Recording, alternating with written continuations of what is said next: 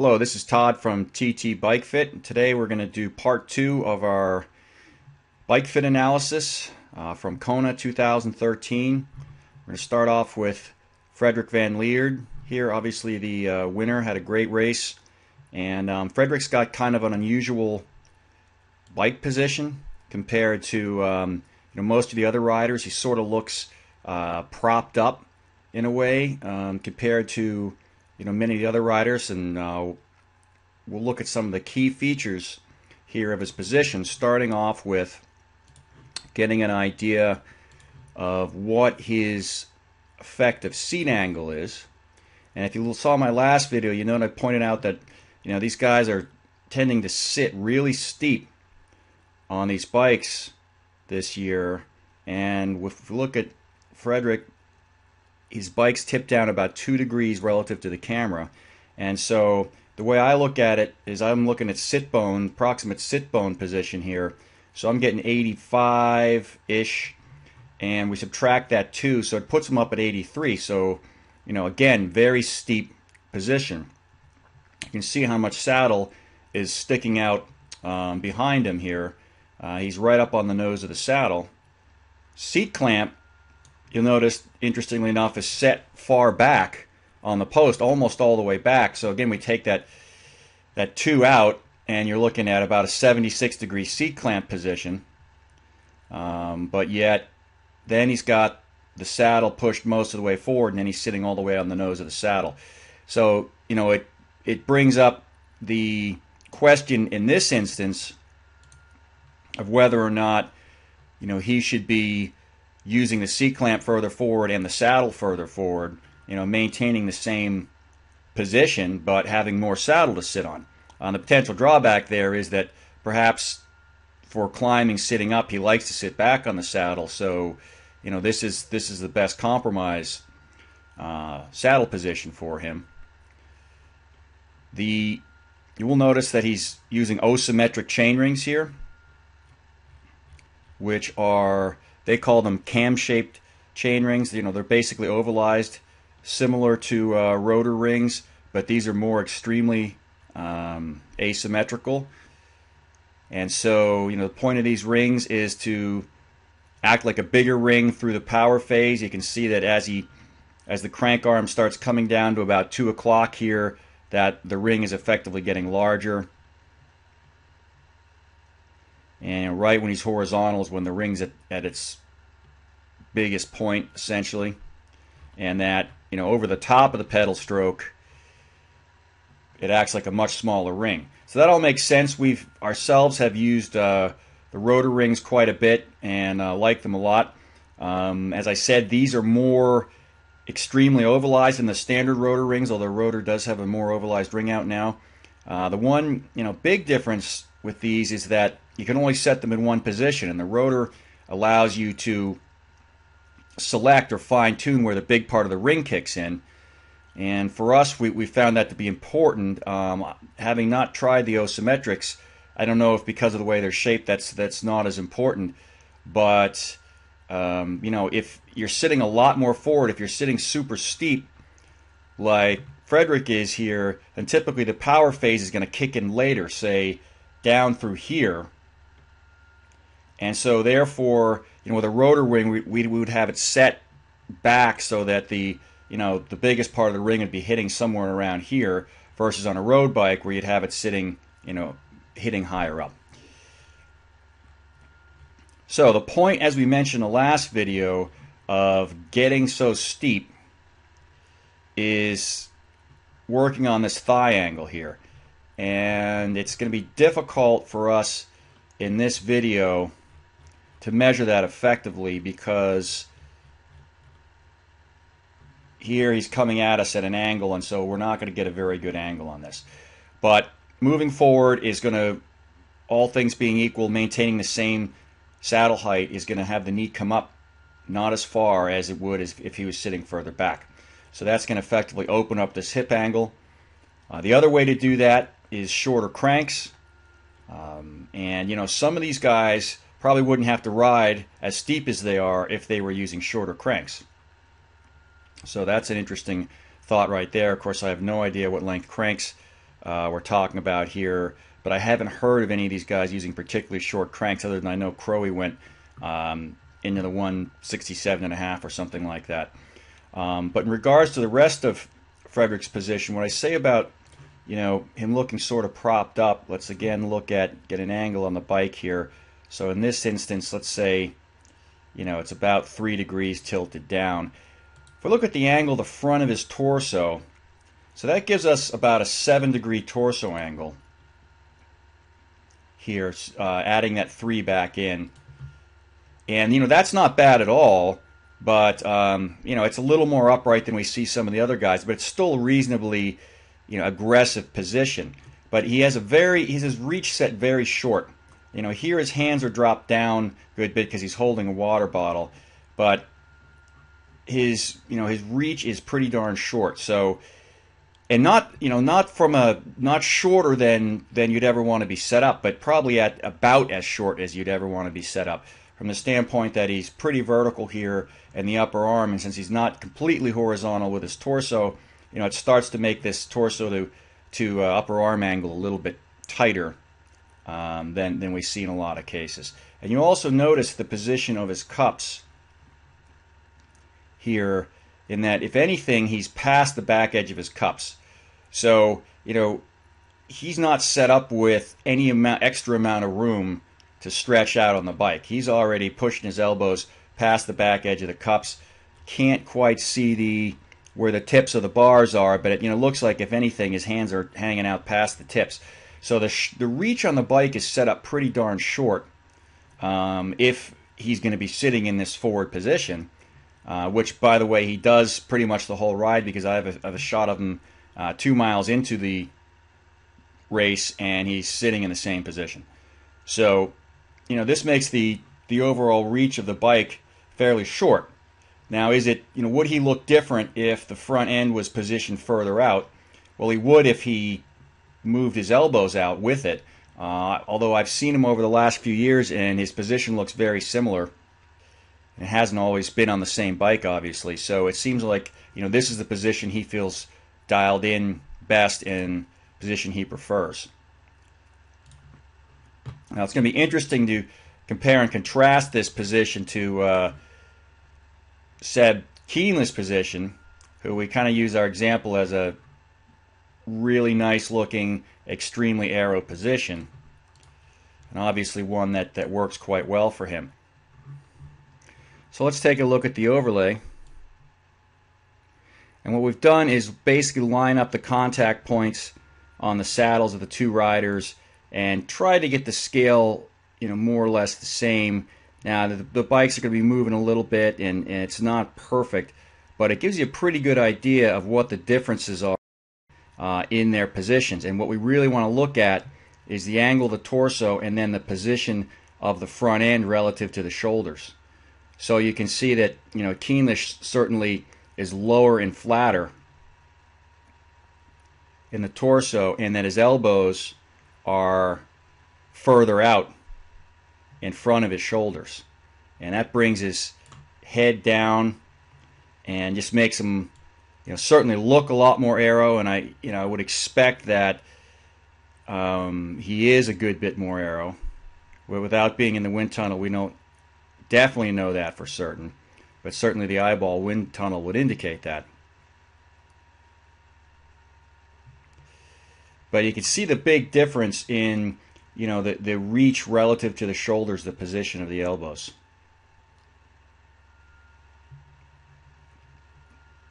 And they're both sitting pretty darn steep, but a lot of the difference comes from this angle here, besides the position of the front.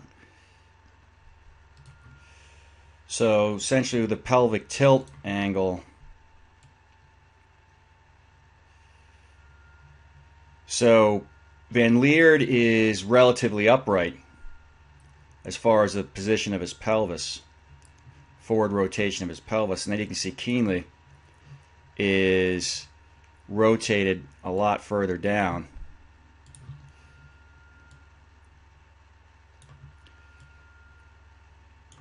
Sub 40. So that's what we consider more of a rolled forward pelvis versus back and upright.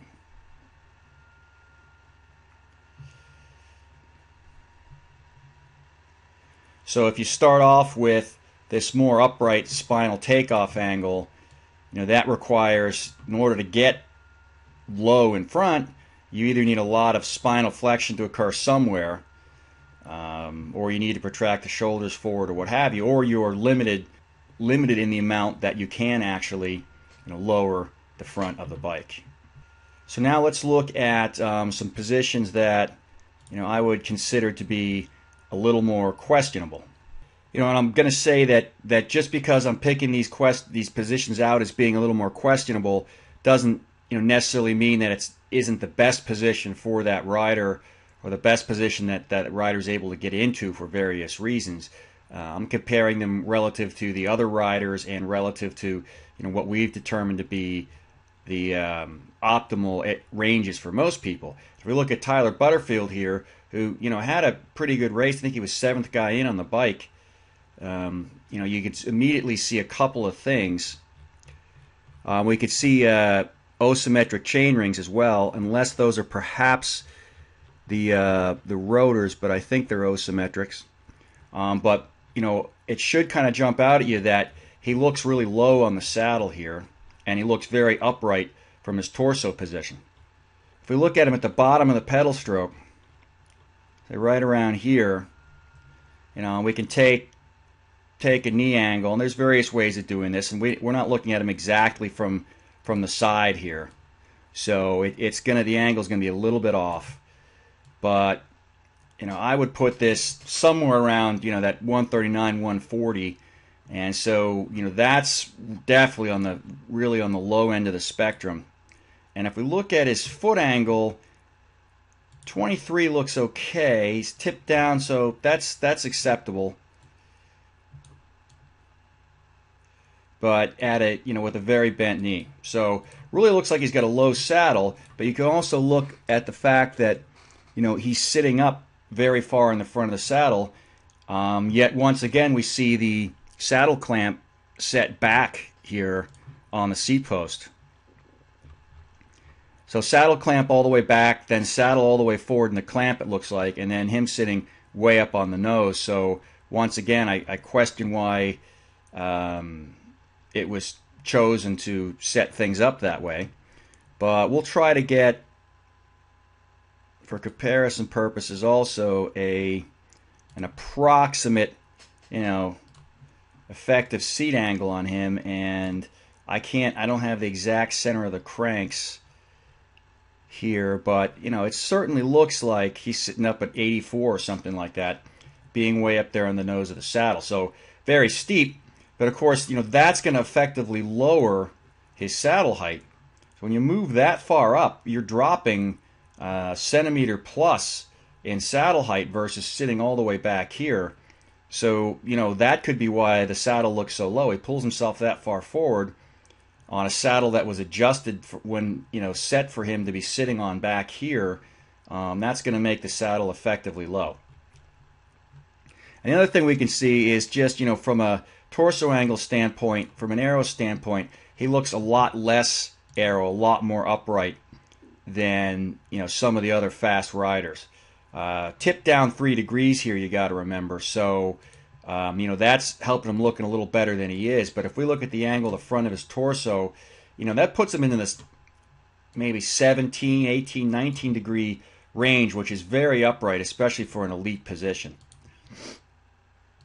Now, there may be a good reason that he's set up this way. This may be, for whatever reason, his optimal position. If I'm looking at his P5 here, it's possible that he may not be able to get any lower than this on this bike. I can't really see what the spacer situation is here, but I'm thinking that he may have this in the low position, and since the extra low bars were basically axed, not available anymore, discontinued, this may be as low as he can get the front end of the bike. So in fact, he may be limited by the limitations of this bike, and then you can say, well, maybe he should have gotten a P5-3 and used a different stem and bar setup, and he could have effectively gotten lower, but we don't know. I want to quickly look at Tim O'Donnell. Had a great race this year, and he really had a much better setup on the bike this year than last year. He looks quite good, nothing to complain about. Mainly wanted to point out the fact that he's also sitting very steep. Again, approximately 84 degrees, something like that, way up on the nose of Damo Attack's saddle here. So, another guy who's just sitting wicked steep. And if we can get, an idea of, you can see I already put this line on here, of what that thigh angle is, it's probably minus that too. It's probably 29 degrees. So again, that's why he's getting so far forward to open up that hip angle. But all in all, his position looks way better than it did last year. If we look at, just for comparison purposes, the front of his torso, we're talking, minus that too, he's basically dead horizontal there, pretty much. So excellent position. Pointing out another rider who's in the low saddle club here. This is even Raina.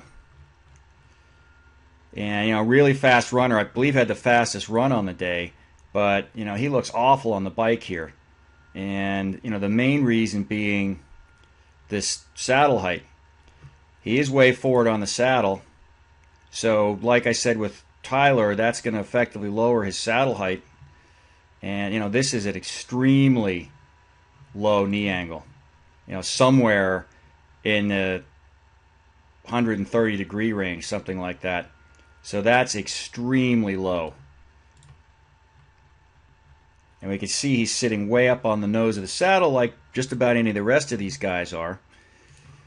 And, that could be the problem. If anything, you might have been set up somewhat low to begin with, and then when you slide that far forward, drop yourself another centimeter or centimeter and a half, you're going to be riding really low.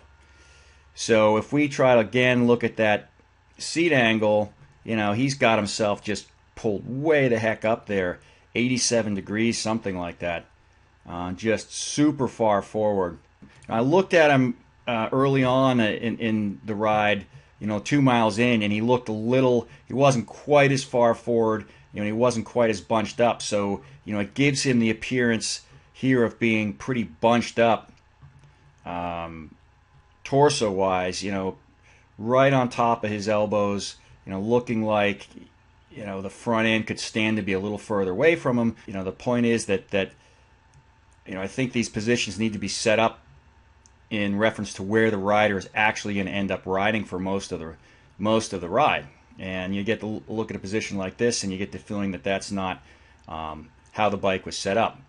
Didn't seem to affect his run that much, but he had a kind of an average bike ride, and maybe with some improvements that could have been a little better. As another contrast, I wanted to look at somebody with a very high saddle setup. This is Igor Amarelli, who finished 13th, and had a good bike ride. But let's look at his saddle height. Now he's ahead of us here, so we're not getting a side shot, but he's really extended here at the bottom of the pedal stroke, and his foot angle, he's got a pointed toe, nothing necessarily wrong with that, but that's a very high saddle, and it's especially high when you consider where he's sitting.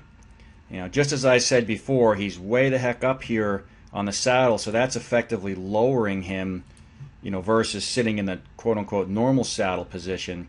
It's effectively lowering him a centimeter plus. He's this high, sitting that far forward. Imagine how high he is when he's really sitting back on the saddle. And I'm just going to take approximate seat angle, 4 degrees. I've got him maybe at 90 or 89, past 90. So again, way up there, maybe sitting at 87 degrees, 86, certainly 85 degrees. We can get an idea of his thigh angle at the top of the pedal stroke